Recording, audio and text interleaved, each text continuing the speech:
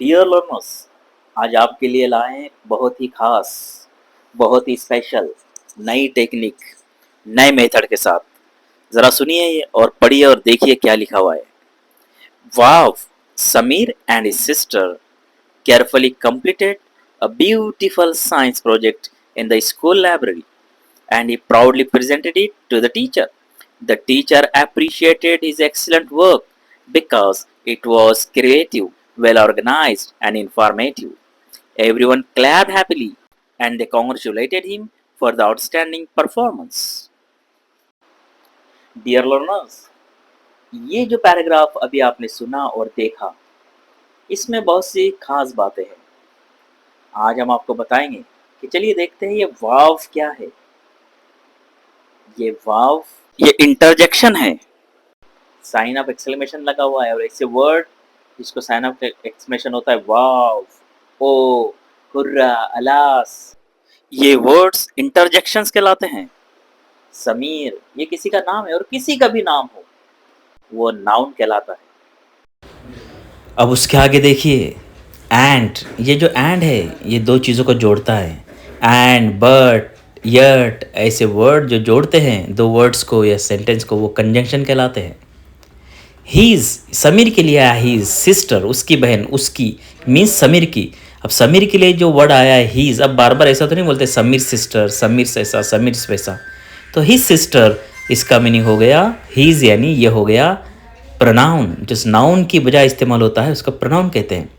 Carefully, ये careful and then carefully ये है एडवर्ब। कंप्लीटेड ये वर्ब है। A beautiful, beautiful is an adjective. Science is also noun. Project is a noun. Project के बाद इन आया है, उसमें पैराग्राफ में आपको देखने मिलेगा इन है, टू है, फॉर है। ये जो है ये प्रीपोजिशन कहलाते हैं। इसी तरह आगे आपको नजर आएगा क्रिएटिव है, वेल ऑर्गेनाइज्ड है, इंफॉर्मेटिव है। ये जो है ये एडजेक्टिव है। आगे दिख रहा है आपको हैप्पीली, और ये हैप्पीली जो है ये जिस तरह से ऊपर केयरफुली है, प्राउडली है, उसी तरह हैप्पीली ये एडवर्ब है।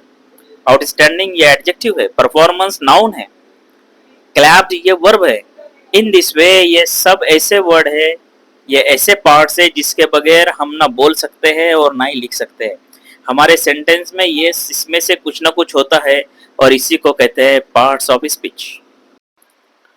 और ये पैराग्राफ को गौर से देखिए, उसमें से हमारे सामने आए हैं 8 parts of speech. There are 8 parts of speech, आपको पता होगा, जिसमें से नंबर 1 है noun, number 2 pronoun, number 3 verb, number 4 adjective, number 5 adverb, number 6 preposition, conjunction and interjection.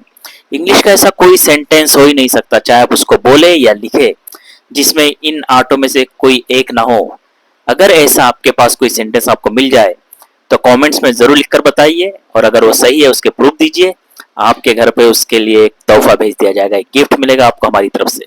लेकिन शायद ऐसा नहीं है। आप पढ़िए बुक्स को, आप जो सिलेबस पढ़ रहे हैं, जो टेक्स्ट बुक पढ़ रहे हैं, जो मैगजीन्स पढ़ रहे हैं, पेपर्स पढ़ रहे हैं, देखिए उसमें भले ही कोई ना कोई एक सेंटेंस होगा, उसमें पार्ट्स ऑफ स्पीच जरूर होगा। गौर से देखिए इसको और अंडरस्टैंडिंग करने की कोशिश कीजिए और इसको नोट डाउन कर लीजिए। हम रुक रहे हैं कुछ देर के लिए।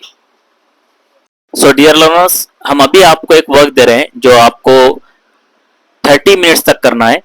आप ऐसे नियर अबाउट 5 पैराग्राफ्स स्टडी कीजिए और 5 पैराग्राफ्स में कौन कौन से नाउन आ रहे हैं उसकी इसी तरह लिस्ट बनाइए। कौन कौन से प्रोनाउन आ रहे हैं, वर्ब कौन सा आ रहा है, एडजेक्टिव, एडवर्ब, प्रीपोजिशन, कंजंक्शन और इंटरजेक्शन।